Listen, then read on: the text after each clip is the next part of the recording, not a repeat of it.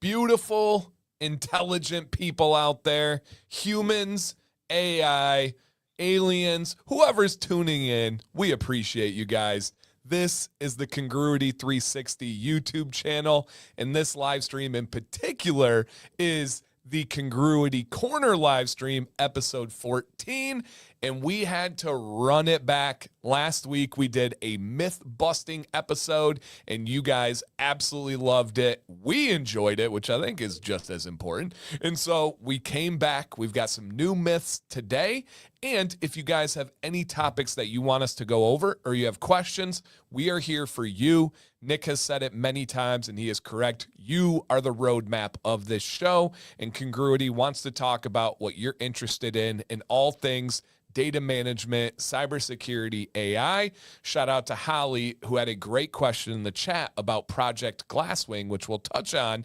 But to begin, let me be the polite host. My name is Dan. If you guys could, as you take your shoes off and come in, actually, we don't mind. It's not. Leave your shoes on, get comfy, kick them up. But instead of doing that, could you see if you remembered the thumbs up on the stream? And if you want to share this out with some friends, I think they might be impressed. They'll be like, man, you listen to this kind of conversation? Wow, that seems like a great vibe. It's a win-win for everybody involved. Thumbs up, share it out. Greatly appreciated. Shout out to Leo, Stuart, Nate, Christopher, Jim, and JB in the chat. Woo! Okay, let's go ahead and introduce our co-host, and then we're going to kind of jump right into it. And then quick announcement for our roadmap, you guys. Next week, we are off.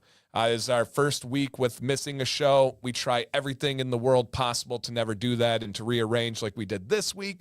And next week we are off. I will be on the other side of the country with a wedding for my sister, AOD.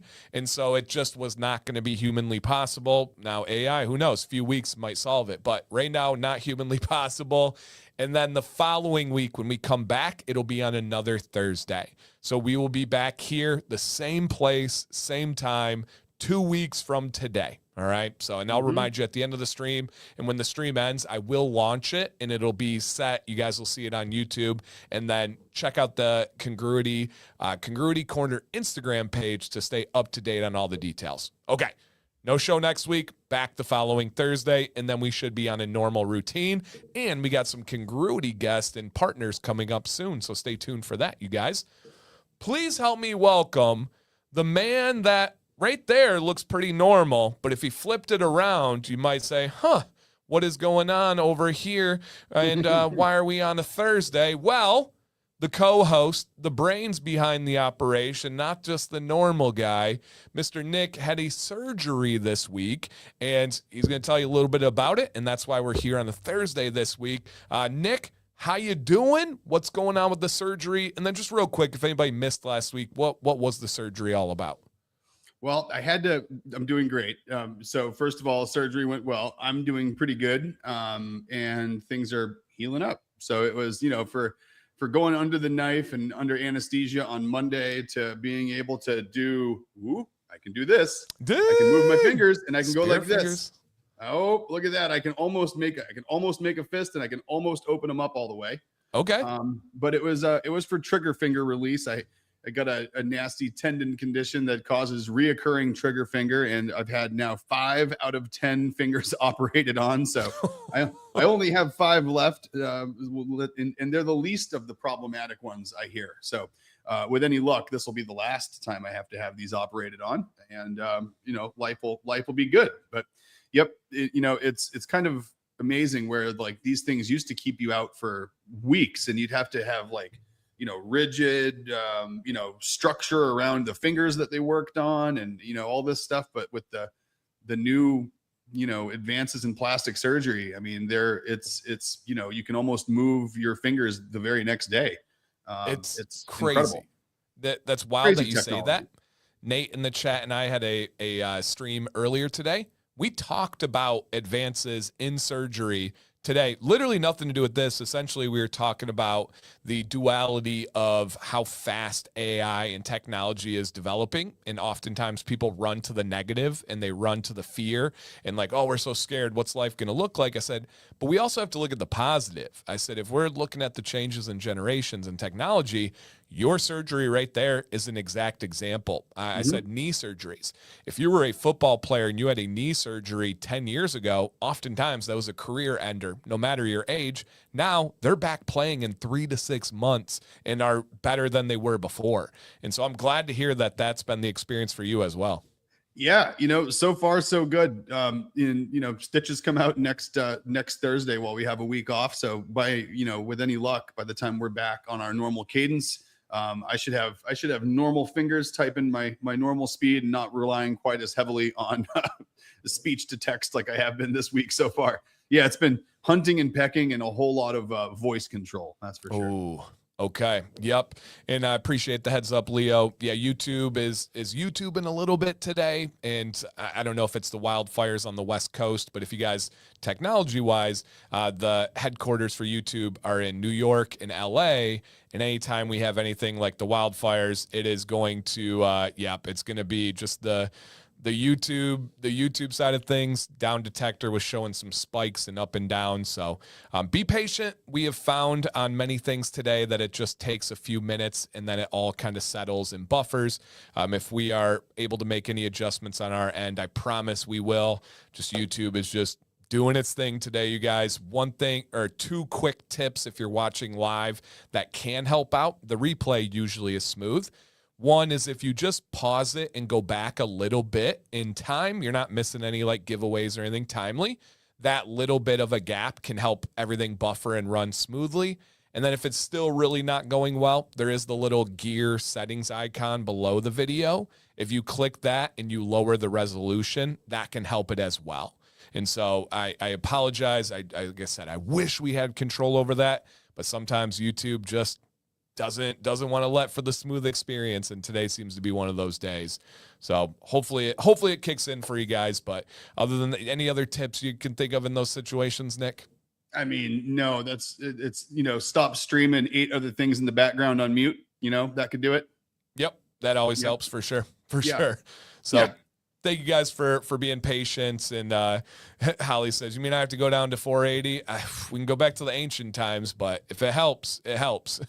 And I know it might take away a little bit of the prettiness of the host. We're okay with that. We'd rather have you guys hear us well than just see us well. So thank you for the patience and understanding. Okay, I love Super Whisper. OD. Oh yeah. So and Whisper is a great technology. And I told OD this before. I would use it on my phone, but you have to switch keyboards to use it as your main input. You don't just get to you can't hit the voice input and then have Whisper Flow take over. You got to actually in your settings replace your keyboard. Okay, that makes sense. And then, hey guys, first time on this stream. Awesome, man. Welcome. We appreciate you checking it out. If you are enjoying it, hit the thumbs up and share it. This is one of those streams where if you shared it with your friends, you probably impressed them. Like, oh, wow, you talk about some really high level intelligent stuff. Like, yep, no big deal. So we appreciate it. And of course, if anybody out there, especially if you're a small business, if you're looking for data management and cybersecurity solutions, straight up from the bottom of my heart, check out Congruity 360. Once you get to know these people, and our job is to highlight them more and more and more as this show builds and grows. The more you get to know the people behind this company, the more you just want to work with them, the more you realize how amazing they are and what they do to protect, whether it's banks and hospitals, small businesses, medium businesses, big businesses. It's just absolutely an incredible company. So, check it out, you guys. They got a great page for a contact us on the website. And you ready to have some fun, Nick? Oh, you got yourself muted there, sir. Aha, there we go. Yes, bring it. I was adjusting lights. Sorry, I was getting assistance in the room here. No, Thanks, I'm Jill. ready to roll. And I have about this much preview on questions this time. So last week I had 0 preview. This week I have a preview. So Yep. Ha. First one, he did have a tiny preview because Holly put it in the chat beforehand, but she said, I don't think y'all have discussed Project Glasswing yet. I don't think we have either. So you are correct, Holly, but would love to know your thoughts. This was my first radar of it. Nick, could you give just a brief breakdown on what this is and then kind of any thoughts? Yeah. So it's an interesting concept. What it is, Anthropic, the company who creates Claude, Um, they came out with a model a while back that was specifically targeted for code level and network level security. So it was AI that was literally programmed with guardrails to know how to hack its way through just about anything. And it's important to have things like that, obviously, on the white hat side of the fence to be able to, test the security of environments and be able to document how we get our ways in. And just like we've talked about before, Yeah. a lot of the engagements we do is, on the security side of the house is finding your way in to be able to plug those holes and make sure nobody else can find their way in the same way. Well, Mythos by Anthropic was their model that was intended to basically do that type of work, be able to do forensic, penetration, type testing. And so the problem with a model that does that, obviously, if it falls into the wrong hands, it can be extremely dangerous, right? As we've seen in recent things that have hit the news, even unintentionally, models that have targeted other environments have been very successful in breaking down their defenses. So Yeah. what Anthropic decided to do with this is they created a consortium, right? And that consortium is the group, they're calling it Project Glasswing. And what it is a group of other companies that Anthropic has basically earmarked as being approved to test and use and put through its paces these new models. And they're calling it, this newest model that chartered this whole thing was Mythos from Anthropic. And if you look, I pulled it up ahead of time just so I could kind of have a list, and the list is growing, so it's by no means complete, but you basically have people like Amazon, Apple, Broadcom, Cisco, CrowdStrike, Google, JP Morgan Chase, Microsoft, NVIDIA, and Palo Alto Networks. That's that's some of the people who are part of Project Glasswing. And now it says that the project grew from 50 participant companies to almost 200 companies at this point. And it is invite only. So they reach out to you and they invite you to be a part of that test bed. So it's interesting though. I was just looking, I had no idea it was spread across the world so much. Basically it's from 15 countries. We have people that are part of Project Glasswing now. And it's still focused on Claude Mythos, but basically it's a way of safely releasing things out there. And the more and more capabilities and dimensions that frontier models get to them, I bet you we see a whole lot more of this, like very, very controlled, limited releases of new technology. And then it's going to give people the chance to do a couple of things, like to test it, number one, and to find, actually get it out in the wild without it being dangerous. But then also they're going to be able to use those platforms and those models to create defenses against those types of models before the general populace gets a hold of them and is then able to misuse them. So it's kind of a double-edged benefit. One, being able to put it through its paces from an Anthropic standpoint, but then two, also being able to, use those models to build up the defenses to actually be safe once they're released to the public. That makes a lot of sense. And like we've talked about, when you put these tools out there, they're in the hands of the good guys. It means they're in the hands of the bad guys. So this could be a way to kind of put a little gap there. And then also just simply the concept that you have this ability to cooperate and work together. As we've had guests on, they've talked about how much of this in the kind of older days was done in a vacuum. And you were not able to work together with these different like minds and like sources. And we know that collaboration is the key to having that forward progress. This seems like that kind of is like encouraging it and breaking that old school vacuum, work in a vacuum type mindset. Oh, 100%. And I mean, it's, you look at the way that, universities advance technology, right? And it's the reason that they have, think tanks and these test bed environments and incubators. The university model of collaborate and develop on top of collaboration. I mean, it's more and more enterprises are adopting the same thing because it works, right? The research model has been the research shows the research models work. Right.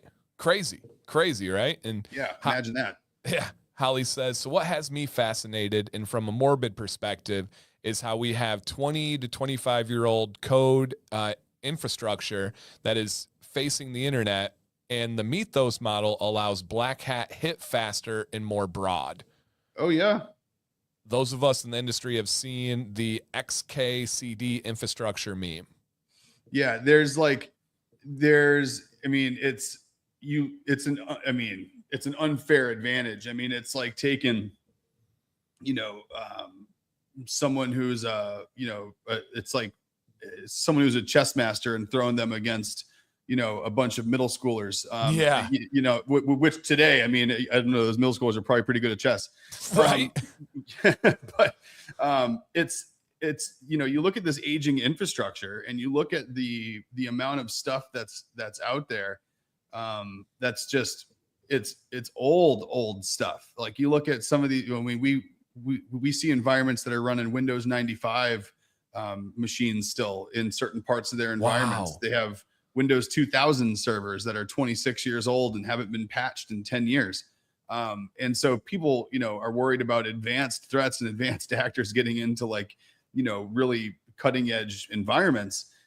Oftentimes the things you hear about it are it's the weakest link in the armor, and it's usually something like that. And it's exactly this. I mean, it's this old stuff connected to the internet that's just asking for it, and oftentimes is connected to highly valuable environments, and it has just gone undetected as a weak link.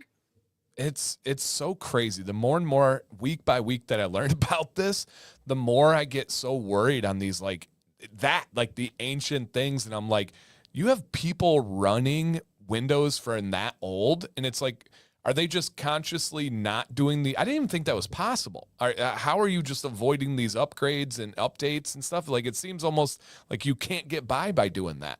Well, so I mean, like it's neglect via necessity. Sometimes. Yeah. It's so, once in a while, like I'll see, we'll have someone maybe in the medical services field, and maybe they get the situation happens like we just talked about. They have an old machine, it's unpatched, it gets a piece of malware. That malware gets an attacker a foothold in the environment, and they deploy ransomware. They ransomware the environment, and we figure out that the smoking gun and the root cause of the whole thing was an unpatched, Windows 2012 server. And now you go and you chase that down. On the surface, it feels like negligence, right? That feels like someone not doing their job and someone being negligent and leaving a piece of critical infrastructure vulnerable. Now, maybe there's an MRI machine in that environment, and it comes from a manufacturer who's no longer in business. And the software they wrote for that MRI machine runs on Windows 2012 and has never been updated to run on Windows, any newer version of Windows Server. So now you're left to have this old piece of infrastructure, this old machine that manages this, critical piece of business equipment, right? Yep. You need it to run MRIs or whatever it might be, a CAT scan machine or something. And the software simply doesn't exist on newer platforms. So you're left to guard and maintain this old fragile system.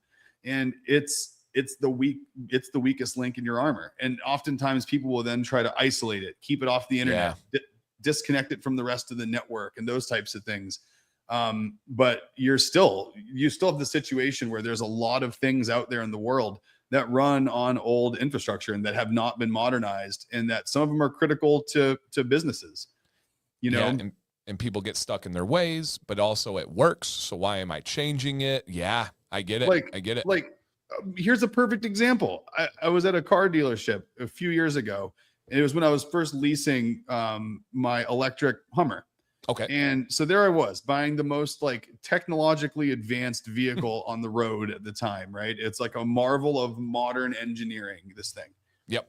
And I'm getting ready to sign the lease documents. And what do I hear coming out from the drawer next to my salesperson's desk? Was a dot matrix printer printing out lease documents. And you heard the and I'm like, excuse me, is that a dot matrix printer I hear behind your desk?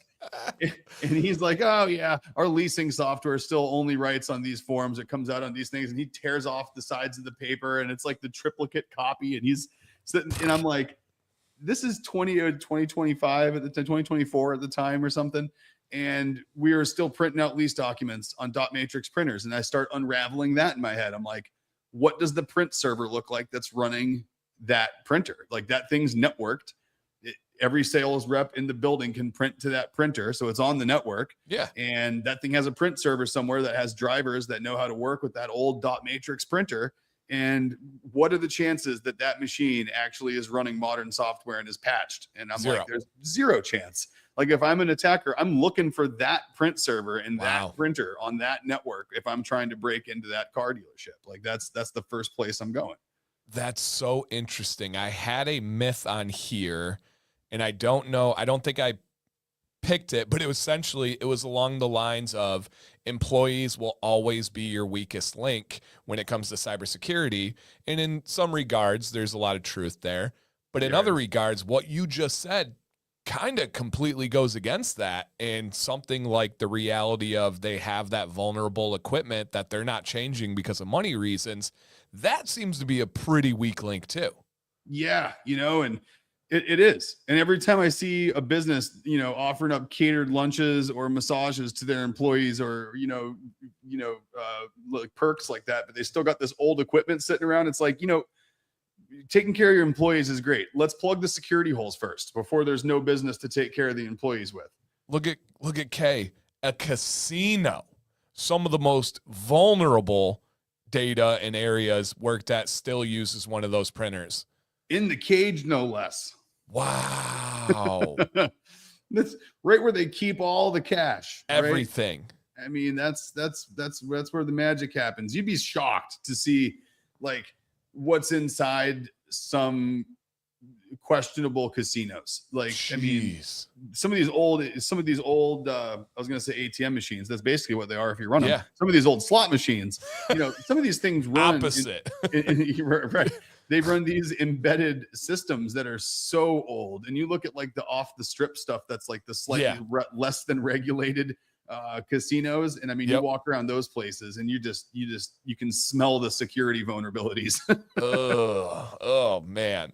All right. Well, guys, I want to say thank you for being here. We know it's the middle of the day on a Thursday, but we actually have fantastic numbers. We're holding over 20 people listening to us talk about tech patches and data management. So thank you, guys. This is just the YouTuber in me. If you could just see if you hit that thumbs up, we just like to let YouTube know that there's a lot of good going on here. We're helping a lot of people and have valuable discussions that aren't about negative and dividing the internet. So if you could just see if you hit that thumbs up and share it out, it really does help us. And OD makes a really good point. He says, sometimes it's not just money. It's not about the money of upgrading those things. It's more laziness. And I would say complacency too. That's a really good point. 100%. And that goes right back to your employees being one of your biggest security vulnerabilities. Cause that's where that comes from.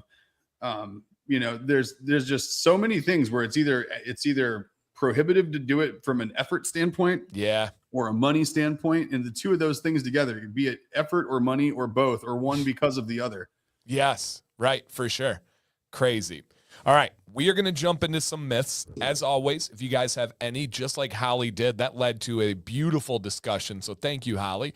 But if you guys have any myths or things that you want to talk about, we would be happy to go over those, especially if Nick has some background in it. But let's start off right away. And these are just some myths that are pulled about cybersecurity. So Nick, what is your reaction if someone were to say, hackers only go over businesses go after businesses with sensitive data, such as banks and hospitals? I mean, it couldn't be further from the truth, in the sense that you got to remember that most attacks are passive attacks, right? They don't know who they're attacking before they attack them in a lot of cases. Could you explain? I don't know if we've touched on that before. They don't know who they're attacking ahead of time. Could you please expand on that? Oh yeah, absolutely. So, you got to figure when you're fishing with dynamite, you don't exactly know what you're going to catch, right? And that's exactly what malware is. It's a spray and pray type of operation. I guess something that's important to note, and maybe it's, and to me, this is one of those things where I gloss over it because it's kind of like a known quantity, but it might not be to everybody. So Right. maybe it makes sense to go over something else, is that, these attacks, with like the phishing attacks people get, and the emails that have the links for your password Yeah. resets, and the companies that, those aren't targeted. They're 100% automated. There's no person behind those emails. Like, there's no one hoping that they're going to get an individual. Now, take everything I say as the 90% truth, right? There's Exceptions, obviously the targeted attacks. There's obviously sponsored attacks. There's obviously very, very targeted stuff going on. The majority of it is not, right? Okay. You look at the bots that run these networks of phishing emails. Like, the emails are written by AI. They're sent out by bots on an automated fashion. The responses on whether or not you open the email, whether or not you click on the link, whether or not you clicked on the link but then didn't follow through, all of those metrics get ingested by a computer, and then their decisions get adjusted on how they continue to go after you and try to fool you into clicking on one of those links in the email. Right. And now think about that automated network of bots, that botnet of systems that are out there, basically launching and executing these distributed types of attacks and phishing attempts and those sorts of things. When they get a fish on the line, that's when they figure out who you are, right? Because they see the domain name on the email. Maybe it's a company name. Maybe they look up your first and last name because that's in your email address on Gmail, and they figure out who you are on LinkedIn, and they figure out you work for a company that might be interesting to them. So what ends up happening is there's layers of these systems, right? There's the automated system that's the engine. And that engine's job is to go out and find access. And that access, let's just say in this example, we're phishing for people's credentials. And if we're phishing for people's credentials and we want to be able to get our way into systems and see if we can then escalate those privileges and do something of meaningful with those credentials, what we're going to do is we're going to automate this on a large scale, right? And we're going to eventually get things that pop up to us as alerts in our console that we get to watch as attackers. And it shows that I've successfully tricked these 10 people into clicking on the link and giving me their passwords. So right away, again, in an automated fashion, my system has gone on, logged in as those people, and changed their passwords and disabled their access, granting me, the attacker, the access to that environment. Okay. Now that's when it goes from the automated layer to the human intervention layer of that attack process. Now you're on a human's radar, but until you get to that point, you're not. Interesting. In 90% of the cases, you've not even appeared as a blip on any human's radar until a number of automated processes have already duped you into being compromised. So, are hackers only going after businesses with sensitive data such as banks and hospitals? Absolutely not. They're going after the human race. And wherever those humans happen to work are the people who then start getting attacked. So, now you might have, on the other side of this, you might have someone who has a handful of businesses or a profile of a type of business that they like to attack. And they might go after employees that are connected in one way or another to those businesses. And they start with the business list, and then they find the people, and then they work their way up from the people through that automated funnel we just talked about until they get business names that match who they're interested in with users they have access with. But largely, it's luck of the draw. Wow. And so a lot of these big breaches you see weren't even the intention of the attacker. They just got lucky. Now, will there be, with the human factor there, because Nick has actually been in on some of these ransom negotiations with these ransomware attackers, and he has stories for days. Now, once it reaches that human level, do they have some kind of like prioritization system where they're like, hey, we hacked Granny Smith's email. She doesn't even know how to work a computer. She's retired. She doesn't have any savings. And that just kind of goes to the wayside? Or is it more like, if we get in, they're going to try and get something out of everybody? So there's whole ticketing systems. There's platforms that are literally made to track your attack targets. And you have all the people who work for you in the call center who act as customer service reps for various companies and impersonate different businesses. All those people are listed as your agents, and you get to see your agent's performance, how many people they've compromised. You get to see how many people that they're actively working on, how many cases do they have, how many successful ransoms do they have. They have ratings for the different agents so they can get bonuses.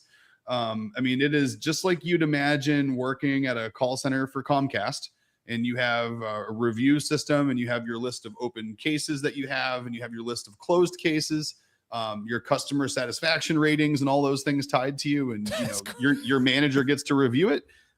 It's no different when you work at one of these one of these facilities that's running it's a company attacks. I mean, it's a business. It's almost hard to call it a business or a company, but it is. I mean, it's a serious one. Well, in the phishing emails, it's not wildly different than a company's marketing emails. It's really not. I mean, you send it out.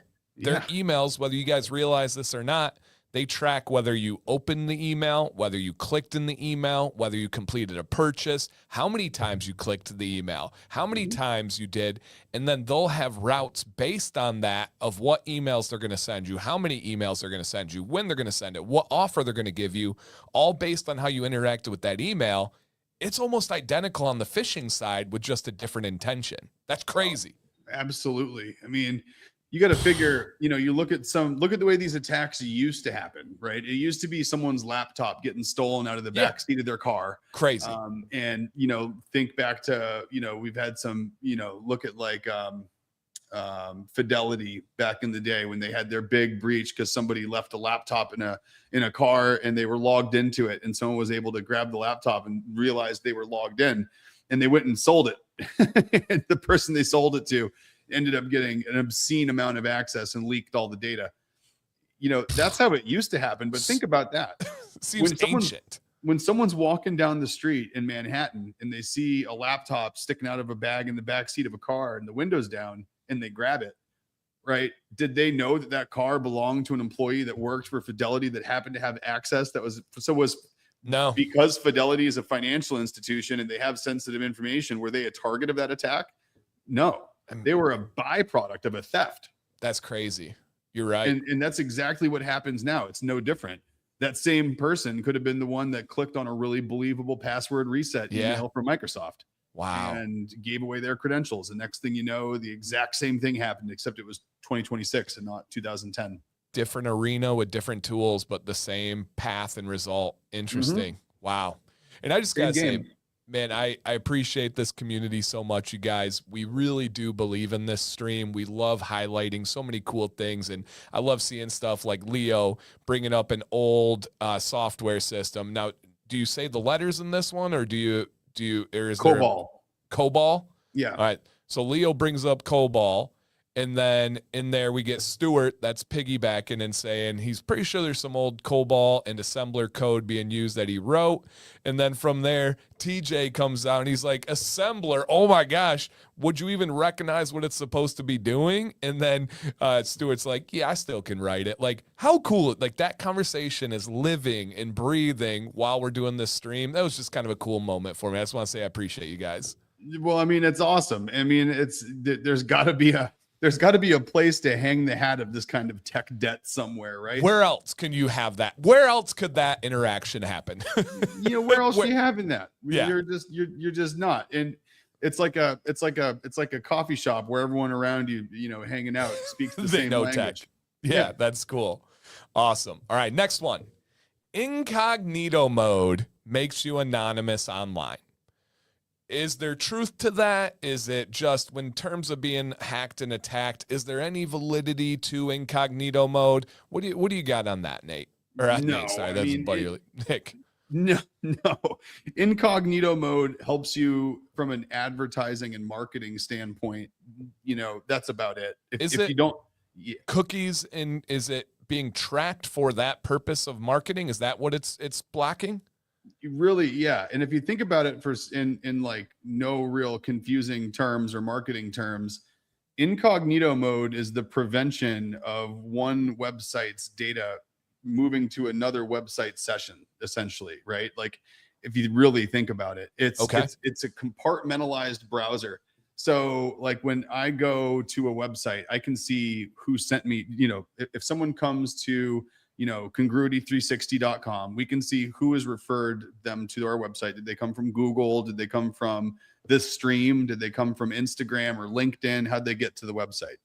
And now if you're any website, you have that ability to see your refer. And you can also then see what cookies are in the browser of that user. Okay. So when I'm an advertiser, and I put a cookie in your browser, as another website, I can see those cookies in your website. I can see your advertiser IDs. I can see lots of information about where you've been, what you've done, what other sites you've clicked on, and then most importantly, those cookies stay with that browser session and they see where you go after their website. And that cookie for 30 days, some cases 90 days, reports back to the person who placed the cookie in your browser, telling them what you're doing after you've then loaded their code into your web browser. So the only thing incognito mode is doing is not storing those cookies between sessions. Is that what the iPhone does when it asks you ask app not to track or allow tracking? Is that the same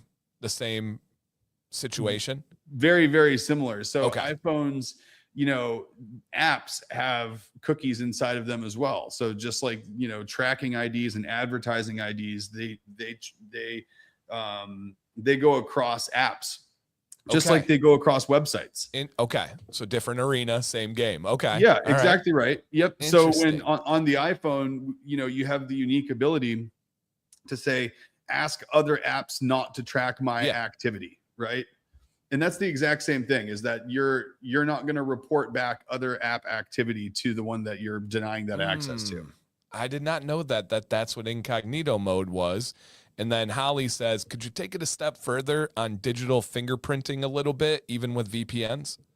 Oh yeah. So, it's a real common misconception, I think, out there that one, you're safe going to a website if you have incognito mode on, because you're not accepting anything. You still can't go to a malicious website and not be introduced to malicious code in incognito mode, right? Because so some people would think, oh, it's incognito mode. It's not attached to me. It's not attached to my computer. I'm just spying in there. So that, yeah. Now, something else to keep in mind. This is where the VPN would come in.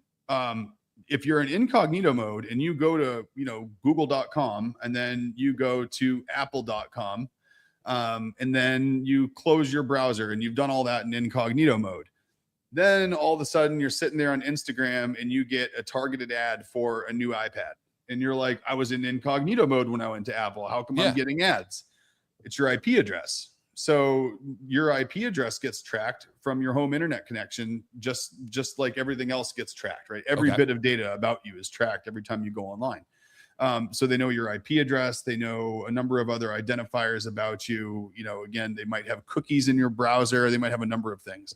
But now as an advertiser, if I say, hey, I want awareness ads to go to Nick anytime he shows interest in Apple, the fact that my IP address is now tied to a session that went there, I can now target future sessions of mine based on IP address and correlate that information and push me ads, even though I was in incognito mode, because I knew my IP address when I was browsing on apple.com and they tracked it. And so now if you look at VPNs, that changes your IP address. So now your advertising ID that's held inside of these large media aggregate databases, it now doesn't have your IP address. It has the IP address of a VPN. Now, what's funny about that is if you use the same VPN every day, you'll start associating your advertising ID to that VPN's IP address. Wherever it's pinning. Okay, interesting. So is it keeping that data transparent to anyone in the path between you and the VPN provider? Absolutely. But once that traffic exits that VPN provider and you're not in an incognito window, you have the same problem you had before, where if you're not incognito, you're going over a VPN. How come I'm getting ads? I was in a VPN. Well, you still have cookies in your browser because you were getting loaded with them whenever you went to a website, regardless if you're in the VPN or not. So the VPN is going to help you privatize your traffic if you're using public networks or you don't want people to be able to target your home IP address and associate it with you, right? But again, for me, That's more of privacy than it is security. And those are two very, very Oh, different things that yeah. should not be confused. Interesting. But they're just right along, it's the service road and the highway. It They're is. they're so similar, but they should not be confused. That's a great line. It's actually, and it is a great line. There's something from this stream so far to write down. It's that Yeah. privacy is not security and they should not be confused with each other because, keeping yourself private to your ISP and not letting Comcast know what websites you're going to so that they can't use you in their advertising algorithms the same way. It's really interesting. Do you ever use Samsung TV like built into your TV, like just like the built-in news that streams on like Samsung TV Plus or anything? For some situations, yes. Have you ever noticed like how targeted the commercials are on your Samsung TV? No, but I'll keep an eye out now. So keep an eye out for it because if low volume advertising networks are really good at showing their cards because they're so targeted and they're so low volume. Just apparent. Oh, it's just so obvious. If you go on something like research something that has nothing to do with it, look up shoelaces, start looking up watch straps, look up something that you don't normally look up, and then turn on your Samsung TV and start seeing commercials for whatever you just looked up. And that's based on IP address and you being logged into your Samsung account. So you're logged into Samsung, they have your email, they have your IP. There's an advertising network out there that's trying to advertise to things that drop into your cookies. You jump into Kabula or one of these big ad networks or something like that. And next thing you know, someone that's trying to advertise you based on a cookie puts you into an ad network that gets put into an ad budget somewhere that's in Samsung TV's advertising. And next thing you know, you start getting ads for the things that are in your browser on your computer or on your phone on your TV within like a week. And that's 100% just correlation of disparate pieces of information. And Nick and I together have been in many meetings with these advertisement companies and platforms that do this for marketing purposes. It is crazy when you see the different platforms and the way they use them. The one that always freaks me out is the pop-ups on the sides of your emails. Those seem to be the most directly related. Like, I just searched for this specific shoe. I just did this one. And once you really start to get into that world of marketing and the behind the scenes, it is kind of freaky how much they know and what they can do. Oh, I mean, the way you can target people. I mean, some of those meetings that you and I have been in, man, it's, the things that you see that you just can't unsee from advertising networks. Because you go into those and you're thinking, okay, I can advertise to men between 18 and 45 who live on the East Coast, who make a certain amount of money a year. And you're like, okay, this will be pretty targeted. And then you're like, you get into the details and it's like people who are fit all those criteria, who also own this, who do that, who like to spend money on this, who have a daily budget of X, Y, and Z for blah, blah, blah product. And are dating this type of person. And you're like, whoa. After the big iOS update of 10 years ago now, where it changed the privacy, where it was even more of a wild, wild west back then. Oh yeah, it was. And it was what was it? iOS Holly, 14. right on target. Yeah, it was iOS update. I forget the number, but that was the big one. That was so much worse back then. But yeah, it was about 10 years ago. Oh no, I clicked the wrong thing. Yeah, about 10 years ago when that change happened. Maybe 8 years ago. Yeah, the big one was iOS 14 was like the real big one. And that was 2021, oddly enough. But they were starting to crack down before that, obviously. But iOS 14 was like the one where like everyone had to change their advertising practices. Like, everyone, like Facebook, Meta, everyone had to change the way they delivered ads. That was a crazy one. So, okay, that is a banger of a line there, right there. We may have to do a stream on that in the future and find a way, because I think it's very important. Privacy is not security. And so many people bring those hand in hand because they think if you have privacy, it's going to bring security. But that's not necessarily the case. It's not. No, because just like you said, just like we just said, a perfect example of that is a VPN. A VPN is going to keep your traffic private, but it's not going to keep your endpoint secure. And then just one little bump. I love that you guys are bringing these questions. I hope nobody feels like we ever skip over any, because we got so many great topics. But here's another one. If we can take it one more step further. If you know this, are you able to touch on the differences between a VPN, secure VPN, and point-to-point? Yeah. So I think what you're getting at is in the terms of what we're talking about, what the differences are. So, a VPN and a secure VPN should be the same thing, right? Um, and aside from some branding. Now you got to keep in mind there's VPNs for a number of different reasons. I could be a company, call me Acme Corp, and I have remote employees, and my remote employees need a secure way to access my resources internally to my network. I might give them a secure VPN, a remote access VPN, a VPN, whatever you want to call it, and that allows them to, from their house or from wherever they are, get into my environment in a secure way. Now, you also have that same concept of, VPN, secure VPN, same mode of connectivity, same encryption protocols are in use, same underlying technology.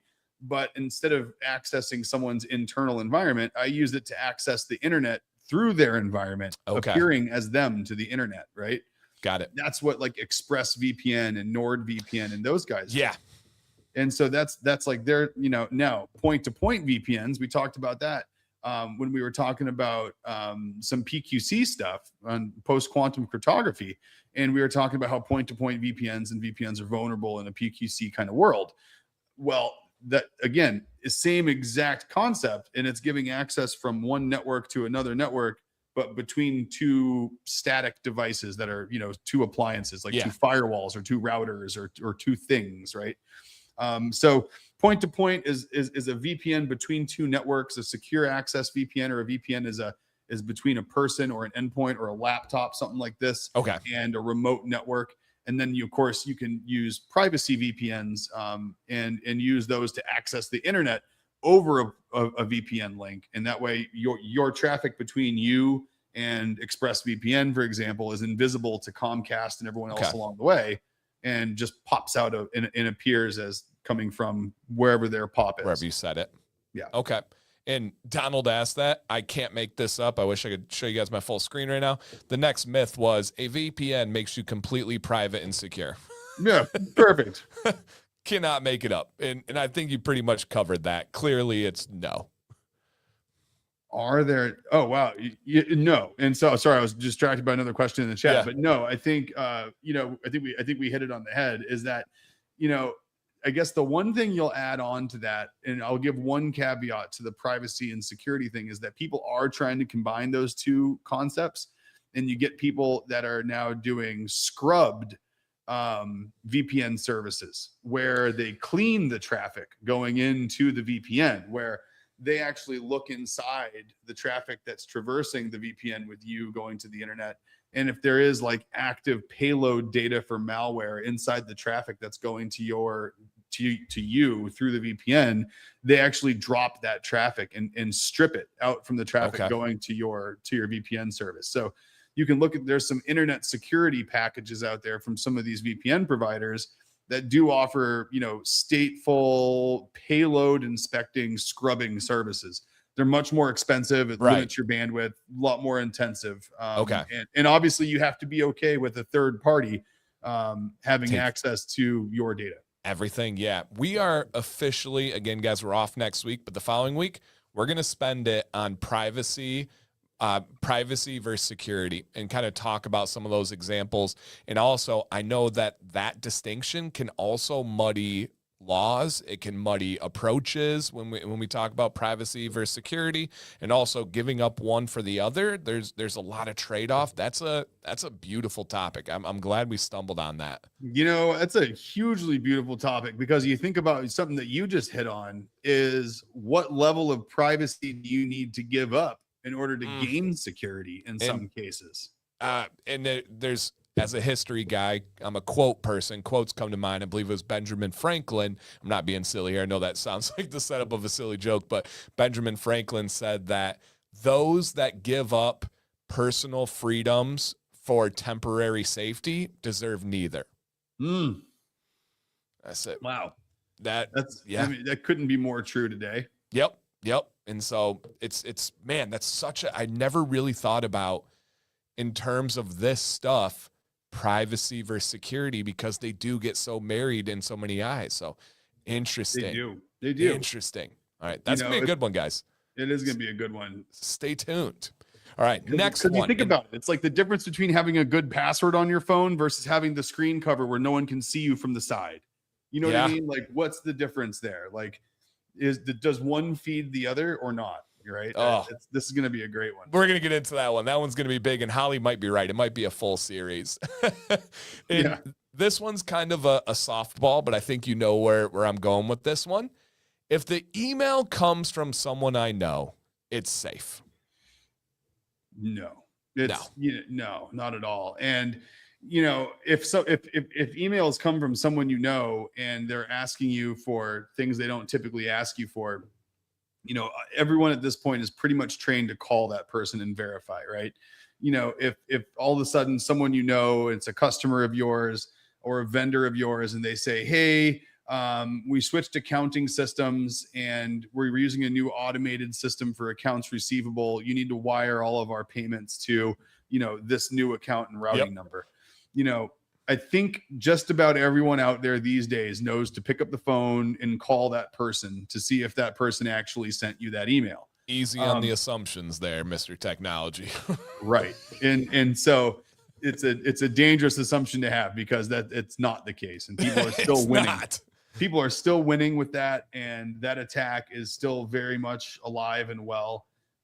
Even if it's not like full on, identity theft or someone stealing things, there's companies who have worked that process into into their marketing strategy. I literally had someone reach out to me saying that, hey, your partner, XYZ partner, they are a partner of mine, and they know that because they found it on LinkedIn. Right. They said, hey, they've switched. They started using us as a payment provider. Dirty. So you don't need to give us any information, but you need to sign up for our service so that we're able to complete the payment to you once they make payment to us. And I'm like looking through this whole thing, and I'm like, okay, like I'm actually interested to see like what kind of scam this is. And what it is they convince people like me that are consultants, for example, to switch over to this system, and then they call your partners and say, hey, Nick switched over to this system. You need to start using us to issue payments to Nick. And then so they basically start taking business both ways, but they're trying to trick both parties into doing it, and then they charge a fee to transmit your payments, obviously. That's the old, hey, Mom, I'm staying at Nick's house tonight. Hey, Mom, I'm staying at Dan's house tonight. Exactly right. It's like the oldest trick in the book, and it's coming back like gangbusters now in sleazy marketing campaigns. Man. But no, if it comes from someone trust but verify, right, is what it comes down to. If you see something that seems out of place from someone don't just because it's from someone you trust, assume that it's safe. You need to pick up the phone and have human contact. Yeah. And it could be that their email is compromised, or what I see even more commonly is, and I don't know the system behind it, but I see what appears to be the real exact email, and somehow they've spoofed it. And then I've also seen people where they just ever so slightly change it, whether it's an L versus a capital I, and you have those different changes. And so, I would hope we could all know that if it's an email from someone you think that it's not something to even trust. I'm at an interesting spot, being a career where I interact with a lot of viewers and stuff. And oftentimes they'll send me a link to a Facebook video. This happened yesterday.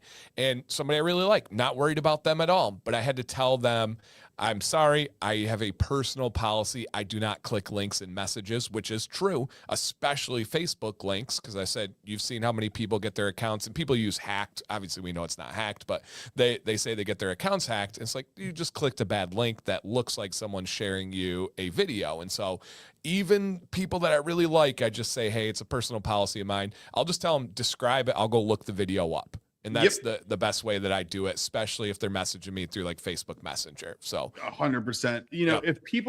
If people literally just used Google to find the things that people claim to have sent them, done. 90% of these problems go away, right? Like if everyone knew for a fact that said, you got an email that said your password's been compromised, please reset your password. And then you're like, oh, that came from Microsoft Azure. Microsoft Azure password reset. And you go in there and it says log in here, and you log in and you find it through legitimate paths, and you go to Microsoft's website, or you find it through Google, through Microsoft's actual site. And then you realize your account's not locked out, right? It's that's all it takes. Yep. And is just a couple minutes of just sanity check verifying.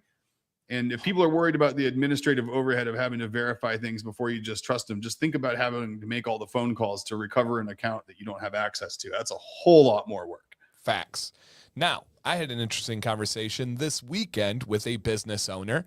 I went over all of this. I was telling him about Congruity, and what I love about this is I get to talk to like people in like the normal world and bring it here.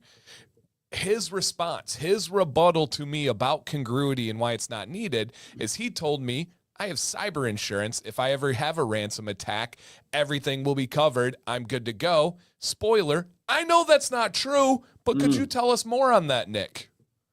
I mean, there are so many reasons it's not true.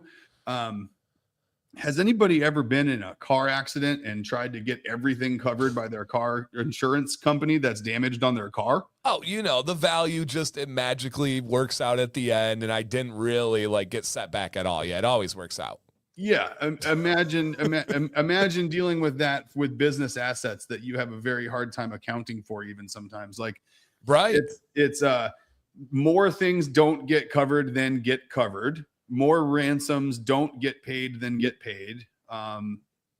There's so many reasons why your policy. Here's the scariest part: is there's probably a lot of reasons there's probably more reasons than anyone realizes why that insurance policy that he's leaning on might not even be valid.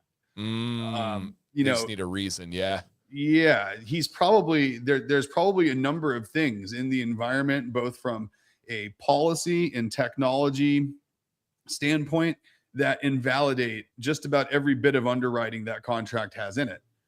If you are of the mindset that everything I have is covered because of cyber insurance, you probably also have the mindset that has caused you to invalidate that insurance policy. Oh, wow. If you're cheaping out there, you cheaped out on wow, you're right. Well, if you're someone who makes dangerous assumptions like that, then you've probably made other dangerous assumptions. Right. It's that mentality that gets people compromised, but it's also that mentality that gets people not covered when they get compromised, right? It's also the money side though, right? If I'm pitching this thing that's there for security, and in his mind, he's like, that costs a lot of money and it doesn't help me right now. When he signed up for that same insurance, they definitely had a list of things he could have selected. And if his mindset is the cheapest path possible, he's probably not giving the things that are going to validate the situation. And yeah, interesting. Well, and insurance policies have riders, right? Right. And I mean, there's if you look in the assumptions section of a cyber insurance policy, I mean, look at those assumptions and tell me if that guy went through the assumptions in his cyber insurance policy, I'd be willing to bet that he does not meet the requirements of those assumptions, and again, has invalidated the policy at a fundamental level, right? There's firewall configurations and change management policies that need to be in place in your environment, or else if you're audited after a breach, nothing's covered at all. Woo! But you're thinking you're good. He's thinking he's covered no matter what. You go into those calls like this and you walk out like, oh. Yeah, I like the guy. I would never say any clues or anything, but he was very smug about the response. When I brought this up, he was like, I have cyber insurance, dude. And I'm like, and I didn't know enough, right, to counter him. I knew that was not correct. I knew that was not right. But it just kind of blew my mind when I'm like, nah, I know these Russian ransomware groups they're asking for quite a bit. And I can't imagine insurance just being like, yeah, here you go. Here's 70 million, we got you. I mean, they'd be out of business. I mean, how could you sustain a business like that? Right. Yeah. That's like saying I don't need to do any of that because I stayed at a Holiday Inn Express last night. It's like, it has nothing to do with it. Yeah. Was it a bank? He was not a bank. I will say he was not a bank, but I can get that. And Shep is spot on right here. He said dealing with the aftermath of a breach can get pricey quick, and I don't think business owners realize that. Shep, I know many of them don't. I know they don't understand how much there is into that. Oh, I mean, you got to figure the retainers that start off on there are more than some people have paid into cyber insurance premiums ever since they started paying for their policy. And that's just like to get someone sitting in your conference room. Oh man. Yeah, that's crazy. All right, guys. Unfortunately, we have to stop. That was one of the fastest episodes I can remember. Holy goodness gracious. And we have a gem of a new possible series. You guys, next week, we are off. We will be back Thursday. Let me give you an exact day here. What is it? Thursday, the 20th at 2 p.m. Be here. We're going to continue this. Thank you for such an amazing crowd today. I think by far our best chat interaction and community involvement. Everything, I get goosebumps. Everything I've wanted with this show is building and forming. And so thank you guys. Thank you, Nick. Thank you, everybody in the chat that keeps adding to it. I will be out, like I said, my sister's wedding. Gonna have a great time. We're doing whitewater rafting, and we're going to float on the river, and we're going to Yellowstone. So I'll be having a great time. I'll come back with some stories, and hopefully we don't have any too crazy of some news stories with cybersecurity when we get back. But Nick, I'll let you take it away for the final words for all of these amazing people watching right now. Well, just as Nate from Johnny Ray there goes out and changes all of his passwords from password, just put a $sign at the end, Nate. That'll fix all your problems. Well, I mean, if you're going real secure, Dan, you do the numbers in there with it. You're right. Yeah. But no, this was fantastic. This was a great episode, and I can't wait to get into more privacy versus security. This is going to be a lot of fun. So I'm going to hopefully make it through next week with no stream, even though this is like my weekly therapy. I'll make do in support of Dan. So we'll see you guys on the 20th. We'll see you guys. And I will say real quick, before the stream, behind the scenes, Nick and I literally were like, we were complaining about groups of people that we talk with. Then we were like, okay, we get to go talk to our people. So thank you for being our people. Thank you for being our escape. We will see you guys soon. Have a great 2 weeks.